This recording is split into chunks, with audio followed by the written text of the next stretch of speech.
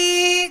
Shalom. Shalom Kak Ella. Shalom Kak Cia. Apa kabar Kak Ella? Luar biasa Kak Cia. Puji Tuhan. Adik-adik juga semoga dalam keadaan yang sehat dan baik. Nah adik-adik, kita jumpa kembali dalam Sekolah Minggu Online kita pada hari ini. Kak Cia ajak adik-adik bangkit berdiri dan kita nyanyikan pujian Dengar Dia Panggil Nama Saya.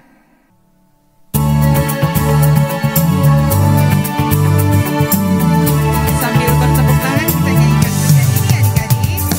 Dengar Dia panggil nama saya, dengar Dia panggil namamu, dengar Dia panggil nama saya, juga Dia panggil namamu.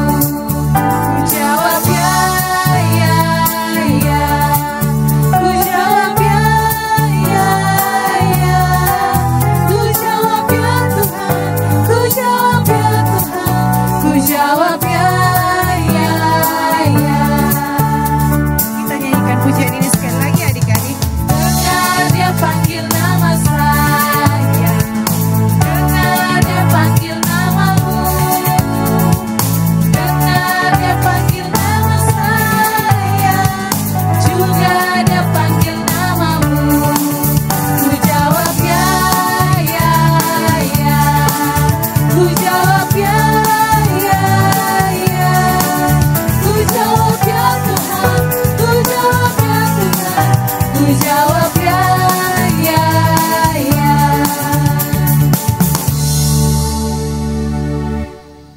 Adik-adik mari lipat tangan dan kita berdoa.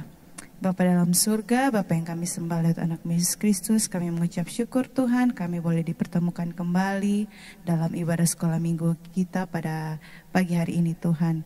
Kami akan memuji dan memuliakan nama-Mu Tuhan dan juga akan mendengarkan firman-Mu. Kiranya Tuhan Yesus menyertai kami dari awal ibadah hingga boleh berakhir dengan baik Tuhan.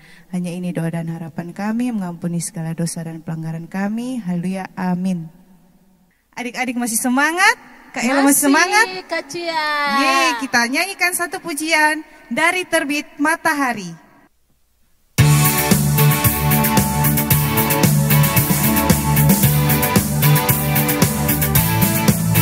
Dari terbit matahari sampai pada masuknya, biarlah nama Tuhan dipuji. Dari terbit matahari sampai pada masuknya, biarlah nama Tuhan dipuji. Puji Tuhan.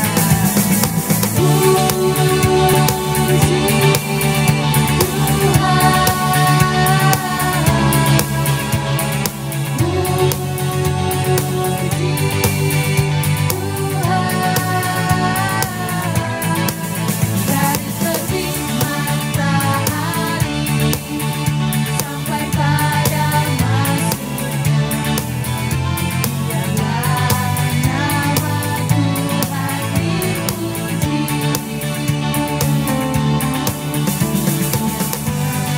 Nama Tuhan dipuji.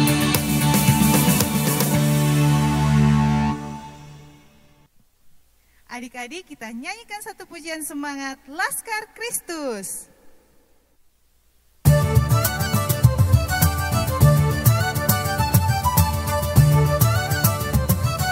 Siap senjata ya adik-adik. Saya bukan pasukan berjalan, pasukan berkuda, pasukan menembak. Saya tidak menembaki musuh, tapi saya Laskar Kristus.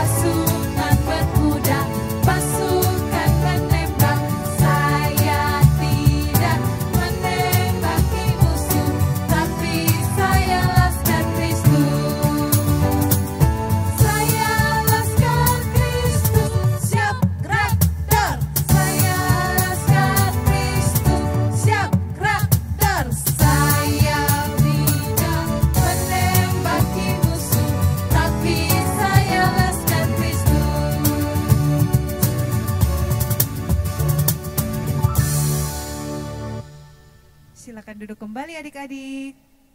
Ya, Kak Cia. Ya Kak Ella. Iya, dan adik-adik, sudah saatnya ya Kak Cia, kita akan dengar firman Tuhan yang akan disampaikan oleh kakak-kakak guru sekolah minggu. Kiranya firman Tuhan yang akan didengar boleh memberkati adik-adik, dan adik-adik bisa pakai itu untuk menjadi menuntun adik-adik dalam kehidupan adik-adik hari lepas hari. Sebelum kita dengar firman Tuhan, mari kita memuji Tuhan dengan pujian Roh Kudus yang manis.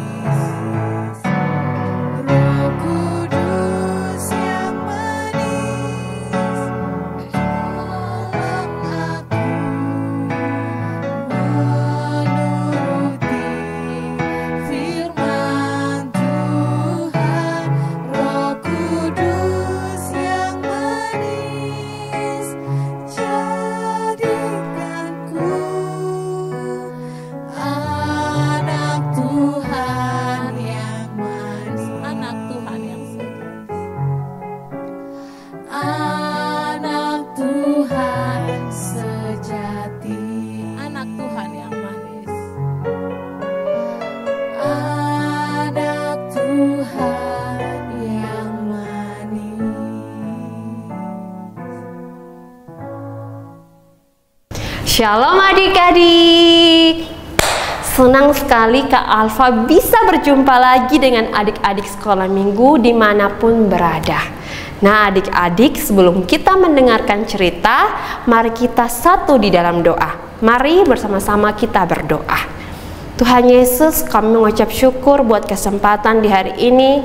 Tuhan boleh mengizinkan kami boleh bertemu melalui Sekolah Minggu Online GKN Revival, dan saat ini Tuhan kami ingin mendengarkan cerita firman Tuhan. Mari Tuhan memberikan kami pengertian yang benar, memberikan kami rasa tenang pada saat mendengar firman Tuhan, sehingga apa yang kami dengar sungguh menolong kami untuk bertumbuh dalam pengenalan kepadamu Tuhan Yesus. Terima kasih Tuhan Yesus, kami mohon ampun Tuhan jika Engkau dapati ada salah dan dosa yang kami lakukan menyakiti hati suci-Mu Tuhan. Dalam nama Tuhan Yesus Kristus, Tuhan dan Juru Selamat kami telah berdoa. Amin. Ya adik-adik, bagaimana kabarnya? Kak Alfa harap adik-adik semua di rumah dalam keadaan yang baik-baik saja. Bagaimana dengan adik-adik yang sedang liburan? Apakah liburannya bisa dinikmati? Pasti adik-adik sudah sangat senang sekali karena bisa menikmati waktu luang bersama dengan keluarga ataupun bisa menikmati jalan-jalan. Tapi jangan sampai lupa, sekolah minggu tetap ada lah. Ya, tetap ada ya. Jadi adik-adik sekolah minggu harus tetap menyediakan waktu untuk sekolah minggu. Ya adik-adik, tidak terasa ya, kita sudah dekat dengan hari Paskah. Hari dimana kita semua orang percaya memperingati akan pengorbanan Tuhan Yesus untuk kita semua. Dan kita memperingati bagaimana ia bangkit mengalahkan maut. Ya, kali ini Kak Alfa akan menceritakan satu kisah yang masih sangat erat kaitannya dengan Paskah, yaitu pada waktu Tuhan Yesus ditangkap. Ya, ada apa ya? Mari kita sama-sama membaca ayat Alkitab di dalam Yohanes 18 ayatnya yang pertama sampai ayatnya yang ke-11. Di bawah perikop Yesus ditangkap. Setelah Yesus mengatakan semuanya itu, keluarlah ia dari situ bersama-sama dengan murid-muridnya dan mereka pergi ke seberang sungai Kidron. Di situ ada suatu taman dan ia masuk ke taman itu bersama-sama dengan murid-muridnya.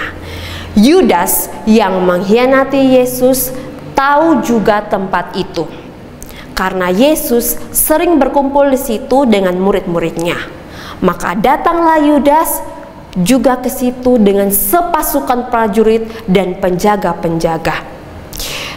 Bait Allah yang disuruh oleh imam-imam kepala dan orang-orang Farisi lengkap dengan lentera, suluh, dan senjata. Maka Yesus yang tahu semua yang akan menimpa dirinya maju ke depan dan berkata kepada mereka, "Siapakah yang kamu cari?" Jawab mereka, "Yesus dari Nazaret." Katanya kepada mereka, "Akulah dia." Yudas yang mengkhianati dia berdiri juga di situ bersama-sama mereka. Ketika ia berkata kepada mereka, "Akulah dia," mundurlah mereka dan jatuh ke tanah. Maka ia bertanya pula, "Siapakah yang kamu cari?" Kata mereka, "Yesus dari Nazaret." Jawab Yesus, "Telah kukatakan kepadamu, akulah dia. Jika aku yang kamu cari, biarkanlah mereka ini pergi." Demikian hendaknya supaya genaplah firman yang telah dikatakannya, "Dari mereka yang engkau serahkan kepadaku, tidak seorang pun yang kubiarkan binasa." Lalu Simon Petrus yang membawa pedang menghunus pedang itu, menetakkan kepada hamba imam besar dan memutuskan telinga kanannya. Nama hamba itu Malkus. Kata Yesus kepada Petrus, "Sarungkan pedangmu itu. Bukankah aku harus minum cawan yang diberikan Bapa kepadaku?" Ya, gitulah ceritanya di dalam Alkitab. Singkatnya begini, peristiwa itu terjadi setelah Tuhan Yesus berdoa, ya. Dan di sana setelah Tuhan Yesus berdoa lalu sedang berbincang dengan murid-muridnya, datanglah Yudas dan sepasukan orang-orang rombongan besar menangkap Tuhan Yesus. Mereka membawa senjata untuk menangkap Tuhan Yesus.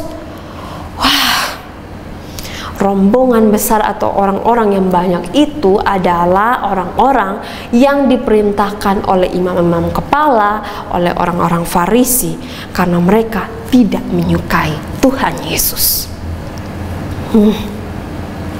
Sungguh jahat sekali ya mereka kepada Tuhan Yesus.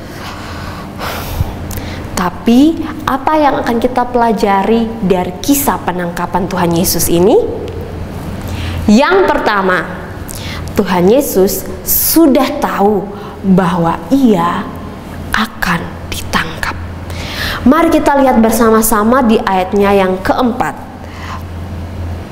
Maka Yesus yang tahu semua yang akan menimpa dirinya maju ke depan dan berkata kepada mereka, "Siapakah yang kamu cari?" Adik-adik, jika ada sesuatu yang tidak mengenakan atau sesuatu yang tidak kita sukai terjadi dan kita tahu itu akan terjadi kepada kita, pastinya kita akan pakai berbagai usaha, ya kan, untuk menghindarinya. Kalau Kak Alfa sih pasti akan lari bersembunyi supaya sesuatu yang tidak mengenakan itu atau sesuatu yang tidak Kak Alfa sukai itu tidak menimpa Kak Alfa. Lalu bagaimana dengan Tuhan Yesus? Tuhan Yesus sudah tahu bahwa ia akan ditangkap, bahwa ia akan dibawa dan akan disiksa.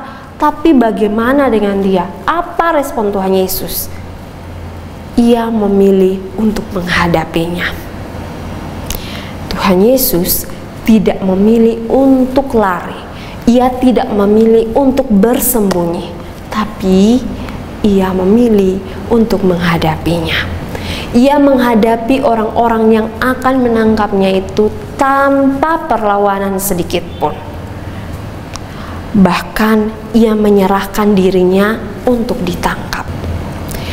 Padahal Tuhan Yesus yang baru selesai berdoa pada waktu itu bisa saja melawan untuk ditangkap. Bahkan Tuhan Yesus bisa saja meminta kepada Allah Bapa di surga untuk mengirimkan pasukan malaikat untuk menghadapi orang-orang itu. Tapi Tuhan Yesus tidak memilih untuk melakukan itu. Ia memilih untuk menghadapinya. Kenapa sampai Tuhan Yesus mau melakukan itu? Karena Tuhan Yesus memilih untuk taat kepada Allah Bapa. Ia memilih untuk taat menjalani penderitaan itu. Padahal Tuhan Yesus yang baru selesai berdoa pada waktu itu bisa saja melawan untuk ditangkap. Bisa saja ia meminta kepada Allah Bapa di surga untuk mengirimkan pasukan malaikat yang jauh lebih kuat untuk menghadapi orang-orang yang ingin menangkapnya itu. Tetapi Tuhan Yesus memilih untuk tidak melakukannya. Ia memilih untuk menghadapi orang-orang itu tanpa perlawanan sedikit pun. Kenapa Tuhan Yesus memilih untuk menyerahkan diri?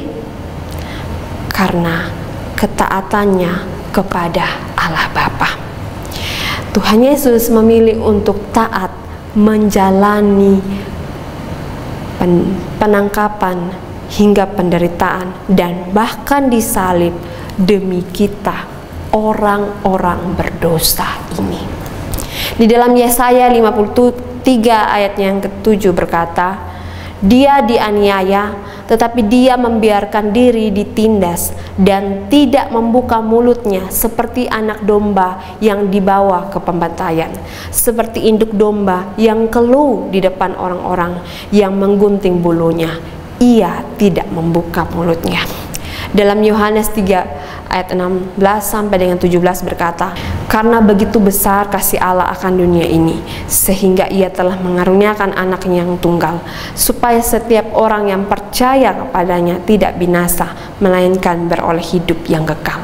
Sebab Allah mengutus anaknya ke dalam dunia, bukan untuk menghakimi dunia, melainkan untuk menyelamatkan oleh Dia.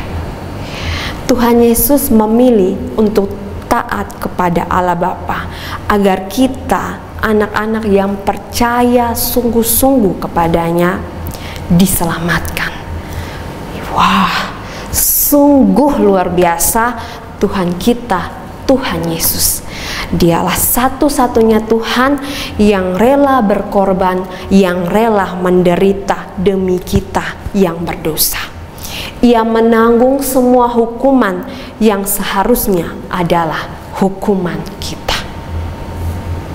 Sungguh kasih yang begitu besar, sungguh dia begitu taat. Luar biasa ya. Hal kedua yang kita pelajari adalah Tuhan Yesus dihianati oleh Yudas. Kita bisa lihat bersama-sama dalam ayatnya yang kedua sampai dengan ayat yang ketiga dari Yohanes 18. Yudas yang mengkhianati Yesus tahu juga tempat itu, karena Yesus sering berkumpul di situ dengan murid-muridnya. Maka datanglah Yudas juga ke situ dengan sepasukan prajurit dan penjaga-penjaga bait Allah yang disuruh oleh imam-imam kepala dan orang-orang Farisi, lengkap dengan lentera, suluh, dan senjata. Adik-adik, tahu siapa Yudas yang Kak Alfa maksud di sini? Yudas yang dimaksud oleh Kak Alfa di sini adalah Yudas, salah satu dari 12 murid Tuhan Yesus, yang selama 3 tahun makan bersama dengan Tuhan Yesus, tidur bersama dengan Tuhan Yesus. Dia ikut kemana Tuhan Yesus pergi, dia ikut kemana Tuhan Yesus mengajar dan melakukan mujizat. Bahkan Tuhan Yesus memperlakukan Yudas dengan baik layaknya murid-murid lainnya.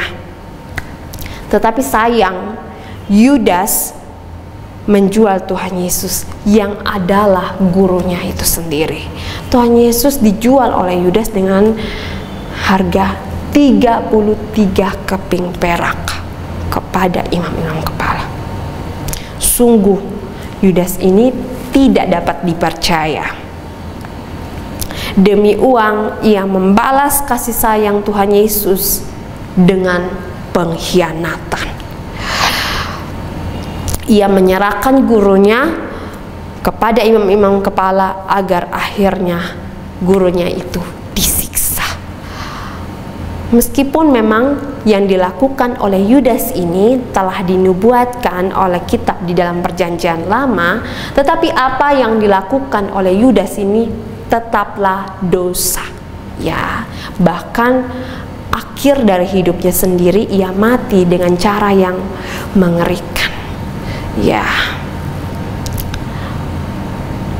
Adik-adik, mari kita belajar dari kisah ini agar kita jangan seperti Yudas, ya. Dalam hal kita harus setia dalam mengiring dan mengikuti Tuhan Yesus sampai akhir hidup kita. Apapun tantangannya yang harus kita hadapi, kita harus setia kepada Tuhan Yesus. Jangan sampai karena ingin mendapatkan teman, karena ingin mendapatkan apa yang kita inginkan, karena ingin mendapatkan keuntungan, kita rela untuk tidak mengakui Tuhan Yesus sebagai Tuhan kita. Atau demi mencapai cita-cita kita, demi mendapatkan apa yang kita sukai, kita rela meninggalkan Tuhan Yesus. Jangan sampai, karena kalau kita melakukan itu, kita sama seperti Yudas yang telah mengkhianati Yesus. Yudas itu tidak tahu berterima kasih, tidak tahu bersyukur bahwa ia mempunyai guru yang begitu baik. Seharusnya kita harus berterima kasih, bersyukur punya Tuhan seperti Tuhan Yesus yang rela berkorban untuk kita, yang rela untuk menderita demi menyelamatkan kita. Karena itu, seperti dalam Galatia 2 ayat yang ke-20 berkata, namun aku hidup, tetapi bukan lagi aku sendiri yang hidup, melainkan Kristus yang hidup di dalam aku. Ya, setelah pengorbanan Kristus, apa yang harus kita lakukan? Kita harus hidup untuk Kristus. Karena itulah cara kita bersyukur kepada Tuhan Yesus atas pengorbanan yang telah Ia lakukan untuk kita. Ya adik-adik, inilah ceritanya dan pelajarannya yang bisa kita ambil dari cerita ini, dari kisah Tuhan Yesus ditangkap ini. Biarlah pelajaran yang kita ambil ini sungguh menolong kita dalam menjalani hidup kita sebagai anak-anak Tuhan. Mari kita satu di dalam doa. Tuhan Yesus, kami berterima kasih kepada Tuhan Yesus karena Engkau begitu luar biasa. Engkau taat sampai Engkau rela, Engkau menderita, disiksa, bahkan disalib untuk kami, orang-orang berdosa. Seharusnya kami yang menanggung hukuman itu, tetapi Engkau menggantikan kami. Oleh karena itu Tuhan, karena kami bersyukur punya Engkau, maka biarlah kami mau memberikan hidup kami dan terimalah hidup kami sebagai pemberian rasa syukur kami kepadamu Tuhan. Terima kasih Tuhan Yesus. Inilah doa kami dalam nama Tuhan Yesus Kristus, Tuhan dan Juru Selamat kami, penyelamat hidup kami telah berdoa. Amin. Ya adik-adik, sampai ketemu di minggu depan ya. Kak Cia, Kak Ella, kita telah sampai di penghujung ibadat kita. Tapi kita akan berjumpa lagi ya Kak Cia. Minggu depan ya adik-adik, jangan lupa tetap setia untuk mengikuti sekolah minggu online ya. Ya, kita akan mengakhiri ibadat kita dengan pujian Biarpun Gunung-gunung Beranjak.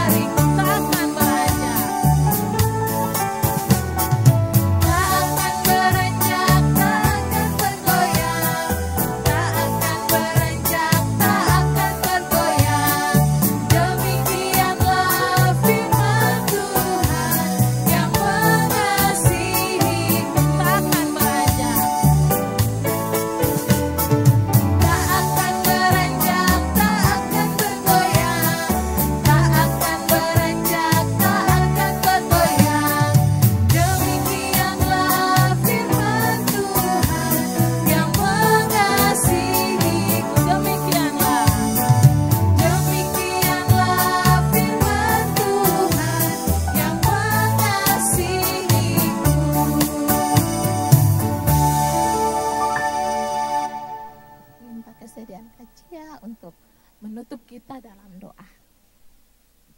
Baik adik-adik, mari lipat tangan dan kita berdoa. Bapa dalam surga, Bapa yang kami sembah dalam anak-Mu Yesus Kristus, terima kasih Tuhan Yesus sudah sertai kami dari awal ibadah hingga boleh berakhir dengan baik Tuhan. Biarlah apapun yang kami sudah dengar dari cerita firman Tuhan, boleh kami terapkan dalam kehidupan kami hari lepas hari Tuhan. Hamba juga mau berdoa untuk anak-anak sekolah minggu dan juga guru-guru sekolah minggu sepanjang minggu depan dengan segala aktivitas. Tuhan Yesus memberkati dan menyertai, biarlah semuanya boleh berjalan seturut dengan kehendak-Mu Tuhan. Hanya ini doa dan harapan kami, mengampuni segala dosa kami, hanya dalam anak-Mu Yesus Kristus kami telah berdoa. Amin. Amin. Terima kasih Kak Cia. Sama-sama Kak Ella. Adik-adik, ibadat kita telah selesai. Sampai jumpa minggu depan. Shalom.